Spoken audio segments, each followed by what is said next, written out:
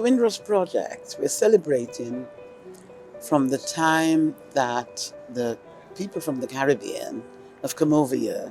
Britain called, we answered. It is absolutely fantastic news that the National Museum of Wales has embraced this project, because this is the recognition of Black contribution, the contribution of people of Black, African Caribbean, Asian and minority ethnic communities to Wales. Mae'r arddangosfa yn benllanw prosiect hanes llafar wedi arwain gan Gyngor Hil Cymru a'i ariannu gan Gronfa Treftadaeth y Loteri. To celebrate the people who come over from the West Indies. The Windrush, that ship, the first ship, apparently come in 1948. They jumped at the opportunity. They didn't leave as running away from the islands. They came because there was work to be done here. Britain was flattened, as you know, and you had all these ex-servicemen as well as nurses who wanted to run the hospitals, and well, all sorts of people, carpenters, you name it. We came over and we rebuilt Britain.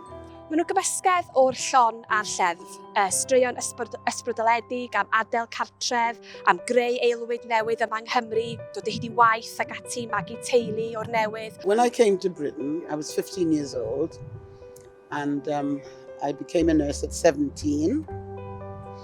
And then I got married, had my family, and then after having my family, I joined the Territorial Army, 203 Welsh General Hospital in Llandaf North.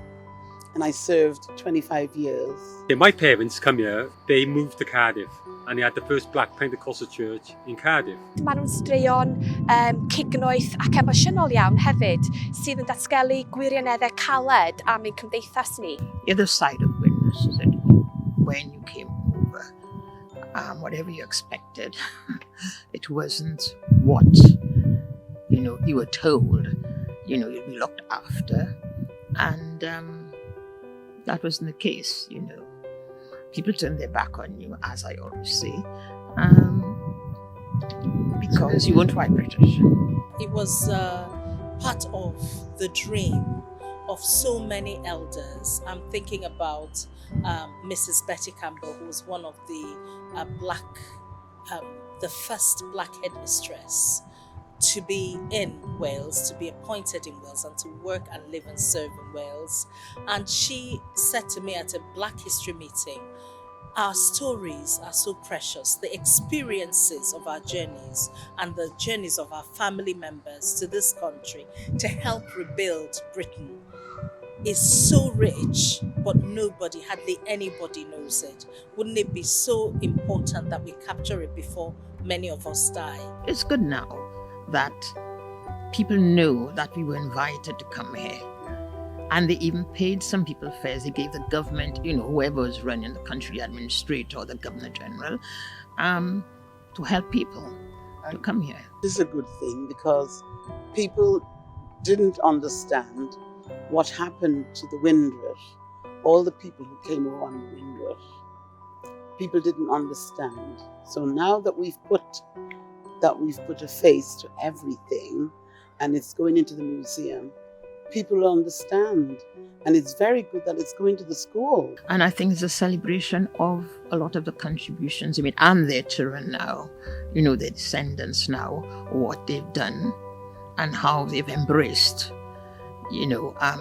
living here and the education as well. Beth sy'n wych ydy bod yr hanesion llafar, sef sylfaen yr arddangosfa, yn dod i'r archif ac felly yn dod yn gofnod parhaol o ddylanwad aruthrol cenhedlaeth y Windrush ar ein hanes ni fel cenedl.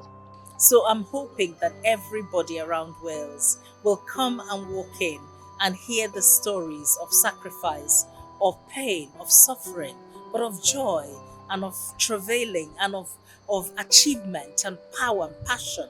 And I know that we can never be forgotten or written outside or written away from the history of Wales. We matter. Windrush to me means, people who come over here and made a difference, but helped. And I think beautifully that the museum has to be the repository.